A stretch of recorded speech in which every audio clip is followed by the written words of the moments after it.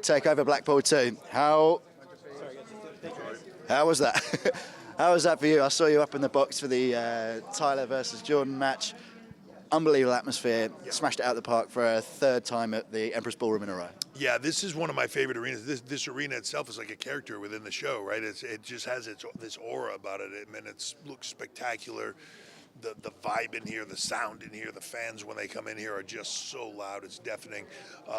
Unique experience for me to be able to sit up in the one of the boxes and actually watch. I very rarely ever get to sit in the crowd and watch a match. I picked a hell of a one to do it with Tyler and Jordan Devlin, but you know, to sit up there and watch that match from start to finish, it's one thing to sit back here and we're working on the show and in that moment, it's another thing to sit out there, just be a fan and feel that crowd, that energy. As a performer, man, that stuff hits you to your core, and it was epic. The whole night was epic, and being out there for that one was great. How proud of you of the way the NXT UK brand is growing again and again and again. It just gets bigger and bigger, and this TakeOver brand in itself, it also just escalates with every event, and the internet always lights up every time there's a TakeOver event. It's become its own thing, whether it's in the UK or the US. Yeah, I'm really proud of it. I'm you know, and so proud of the performers. In the UK, I'm even prouder of it, I think, because, you know, when we first came over, there was this scene happening in the UK that was awesome, and these performers, but they kind of just figured it out on their own and were, you know, sort of doing their own thing. To come over here to help them write the course and figure out the things that they hadn't, to be able to put the opportunities in front of them and just have them watch them just knock it out of the park time after time after time. Watch this grow. I just talked to Talon a few minutes ago and I was like, you know, it's been like 3 years or so since we did the first, just the tournament here. And I always measure that because Tyler was 19 when we did it. But to see the steps that it's taken to get it to a next level, and now with BT, this changes the game for them. This partnership, the understanding of how to brand out talent, the understanding of how to use digital and social to brand that talent, to make them household names here, it takes it to a whole nother level. So this is really like one of those building platforms where I see the excitement around us being with BT right now. Man, it's a launch pad now to take this to a whole nother level for all of them. And what makes me comfortable and confident about that is nights like tonight, where no matter what we do to escalate it to another level, they take it and knock it out of the park. Then, you know, the shot tonight's still going. So it's awesome. And it's got its own style. The in-ring style has its own identity. It's obviously it's UK and it harks back to those sort of British wrestling days. But we've got, you know, British performers, we've got Irish performers, European performers, yeah. Austrian, Germany, Italian. NXT UK is very much recognisable now against NXT as well, isn't it? Absolutely, and I think that's part of the magic of it is like there's this brand that's happening in the US that has a global appeal. Right? There's a funny thing for me in my job.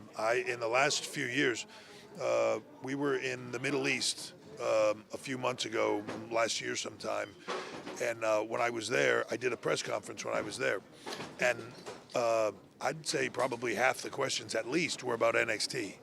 I went to India a year and a half or 2 years ago, and the entire time that I was in India, more people were asking me about NXT and could they get NXT there and can they get that brand there as well as Raw and SmackDown. The global appeal of the brand is massive. I wrestled 6 months ago or so in Japan. I wrestled a couple of shots in Japan. While I'm in Japan, the second I get in the ring, the whole crowd starts chanting NXT. You know, there's a level of excitement, a level of respect for the brand that has grown globally, and I think that here in the UK as well. It's just taking it to a whole nother level and be able to expand this beyond where it is, and that's the growth platform to me. I think when we add in partnerships like BT, and man, that allows us to just take this to places that should be, you know, a localized version of this global product that make you go, you know, in a way to relate it to other sports. It's like, yeah, this is a global thing everywhere, but this is my home team. You know what I mean? NXT UK is my home team. NXT in the US, that's my home team. And you can have that pride in that even while seeing it on a global level. I think that's a game-changing thing. And one last thing, obviously it being in Blackpool, William Regal's been walking around for the last 2 days, beaming from ear to ear, constantly saying this is the official hub of British NXT now. Blackpool, this is the place to be.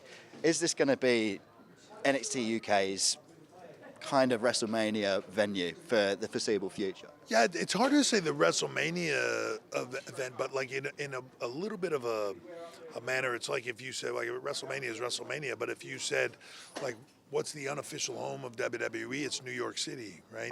So Blackpool sort of kind of becomes that for us, I think, in that there's we started it here. We started it here, then we came back here and we did a takeover here and took it to a whole nother level, and then we've come back here again for another takeover and taken it to another level again. This is one of those places where when you're looking to go to another platform, here's where it is. You know, the tough part is as this grows, you're going to see us expand this out to other locations. And when when we're in Ireland or we're in Glasgow or we're in all these other locations, this will still have a special place no matter what. And this is one of those buildings. It's why we did it here. I'd been here with Regal years ago. I'd seen this. I know this building. I know what it's like. I know the vibe in here. I know what it looks like. And it's just epic. It feels epic. On camera, it looks spectacular. The fans in here are crazy hot. This is one of those places where you just, it's not the biggest building in the world, but once you perform here, you want to come back and perform here again.